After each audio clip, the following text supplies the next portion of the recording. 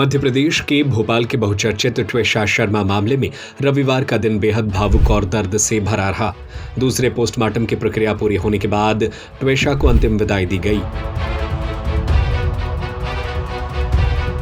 Fresh thinking, smart education और her dream को real बनाने का अप्रोच कैम्ब्रिज हाई स्कूल में सेशन 2026 से 2027 के लिए एडमिशंस अब ओपन है। जब परिवार उसके पार्थिव देह लेकर भदभदा विश्राम घाट पहुंचा तो वहां मौजूद हर आंख नम हो गई। पूरा माहौल गमगीन था और हर चेहरा दर्द बयां कर रहा था। सबसे मार्मिक पल उस वक्त आया जब ट्वेशा के भाई मेजर हर्षित शर्मा ने नम आंखों से अपनी बहन की चिता को मुखाग्नि दी। यह दृश्य देखकर घाट पर मौजूद परिजन, रिश्तेदार और शुभचिंतक भावुक हो उठे। मां का रो रो कर बुरा हाल था। परिवार अपनी बेटी ही नहीं बल्कि अपने जीवन के सबसे अनमोल हिस्से को हमेशा के लिए विदा कर रहा था। परिजनों ने बताया कि दोबारा पोस्टमार्टम के बाद उन्हें अब सच सामने आने की उम्मीद जगी है। ट्वेशा के भाई हर्षित शर्मा ने कहा कि परिवार ने आपसी सहमति से भोपाल में ही अंतिम संस्कार करने का फैसला लिया, क्योंकि मौत को 10 दिन से ज्यादा हो चुके थे और शव की स्थिति लगातार बिगड़ रही थी। ट्वेशा के वकील अंकुर पांडे ने बताया कि दूसरे पोस्टमार्टम में शरीर पर चोटों के निशान, मौत का समय और मौत की असली वजह जैसे अहम बिंदुओं की गहराई से जांच की गई है। यह पोस्टमार्टम हाईकोर्ट के आदेश पर एम्स दिल्ली की विशेषज्ञ टीम द्वारा किया गया। एम्स भोपाल परिसर में सुरक्षा के कड़े इंतजाम किए गए थे। दिल्ली एम्स के वरिष्ठ डॉक्टरों की टीम अत्याधुनिक उपकरणों के साथ भोपाल पहुंची थी। पूरे मामले में जांच एजेंसियों द्वारा अब दोबारा घटनास्थल का निरीक्षण भी कर सकती हैं। परिजनों ने बताया कि ट्वेशा की अस्थियां ऋषिकेश में विसर्जित की जाएंगी, क्योंकि उसे उस जगह से खास लगाव था। फिलहाल पूरे प्रदेश की नजर अब इस हाई प्रोफाइल मामले की जांच और पोस्टमार्टम रिपोर्ट पर टिकी हुई है। पहले तो मैं सभी मीडिया कर्मियों का बहुत बहुत धन्यवाद देना चाहता हूँ कि जो जनता की लोकतंत्र के जो पिलर हैं आज 7 साबित हो गया है। आप कान मेहमान हैं, आप लोग हमारी बहुत बहुत धन्यवाद। सभी उन देशवासियों का भी जो हमारे साथ जुड़े न्याय की मुहिम में, माननीय मुख्यमंत्री जी का धन्यवाद है, संज्ञान किया, CBI की निर्देशन किया। मेरा अभी उनसे और अनुरोध है कि ये CBI जल्द से जल्द इसके केस को नियंत्रण में प्रैक्टिकली तो प्रक्रिया में जो साक्ष्यों के साथ छेड़छाड़ या जो प्रोटोकॉल है उसको टाइम मिले। जैसे उसको रिमांड ले लिया गया, अगर रिमांड की टाइम 7 डेज का ही है तो उसमें से फिर CBI के लिए क्या बचता है, उनको पूरा रिमांड प्रोवाइड करा दिया गया। ये भी एक बड़ा चिंता का विषय है। सुप्रीम कोर्ट ने CBI साहब ने स्वयं ऑर्डर लिया है, तो उम्मीद तो बढ़ गई है कि न्याय मिलेगा, पर CBI से रिक्वेस्ट है क्योंकि इन्वेस्टिगेशन जो होती है वो बहुत इम्पोर्टेंट पार्ट है, जल्दी से जल्दी आए और अपना कार्य ऐसा सर। दूसरे PM से सर एक सवाल और, ट्वेशा का अंतिम संस्कार कहाँ होगा? अंतिम संस्कार का जैसे मैंने आपको कहा कि बॉडी को देख करके बॉडी की कंडीशन को देख के परिवार निर्णय देगा और ये इस पर गहन बर्तन चल रहा है परिवार और हमारे लिए तो हम दुख का विषय है बहुत कि इतने समय से हम वेट करा रहे हैं ताकि न्याय मिल सके और जैसे ही ये कम्प्लीट होता है उसके बाद निर्णय देंगे हम आपको बता देंगे। जरूरी है तो हमारे लिए बहुत वेट कर रहे हैं।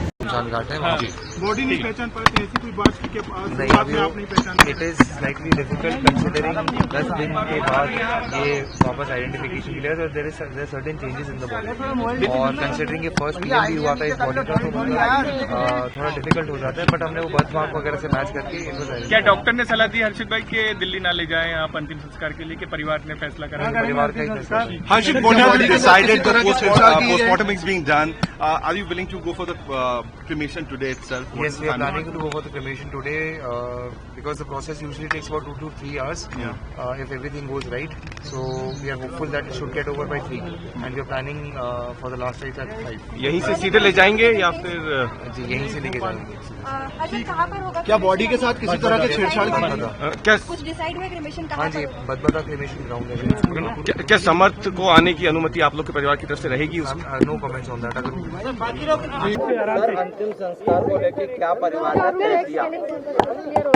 सर अंतिम संस्कार जो है यही तय किया गया है कि अब ये संभव नहीं है कि इसको वहाँ पे हम पहुँच पाएँ दिल्ली के साथ, तो बदबदा में तो यहीं पर एक शमशान है, वहाँ पे आज शाम 5 बजे उसका अंतिम संस्कार जो है नियोजित किया गया है। आप लोगों ने बॉडी देखी है, किस कंडीशन में है? नहीं, मैंने नहीं देखी सर। तुषा के छोटे भाई हर्षित ने देखा है, तो किस कंडीशन में क्या है वो उसी ने देखी। हालांकि उसके बाद काफ़ी भावुक वो तब से हो चुका है और बातचीत कर पाने में भी मुश्किल हो रही है उसे। ठीक है, आज शाम 5 बजे भदभदा पे अंतिम संस्कार। जी, आज शाम 5 बजे भदभदा पर जो भी उसके भाग्य में था वो आज यहाँ पर उसका अंतिम संस्कार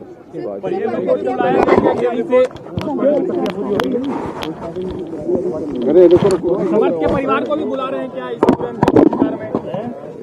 ये सर कोई न्योते की चीज़ थोड़ी होती है कि जो है इसको बुला रहे हैं उसको नहीं बुला रहे हैं। इसमें तो अपनी जिसका जिससे लगाव है या जिसकी जिससे श्रद्धा है वो अपने आप ही उस चीज़ में सम्मिलित होता है। ये तो अपने सिद्धांत की और प्रेम की बात होती है, तो जो अपनी श्रद्धांजलि देना चाहता है वो उस चीज़ में सम्मिलित होता है। पीएम रिपोर्ट कब तक मिलेगी आप लोग को? कितनी देरी?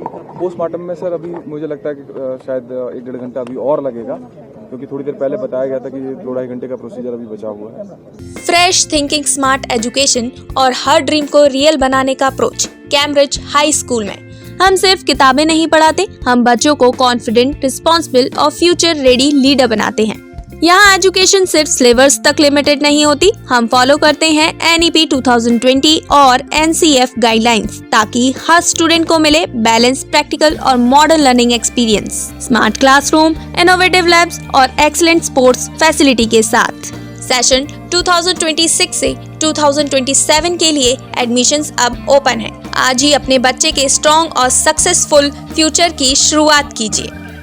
हमारा पता है near Gyanveer university, city office, Rajghat road, Sagar. अधिक जानकारी के लिए संपर्क करें 9826413704 और 9399694736 पर।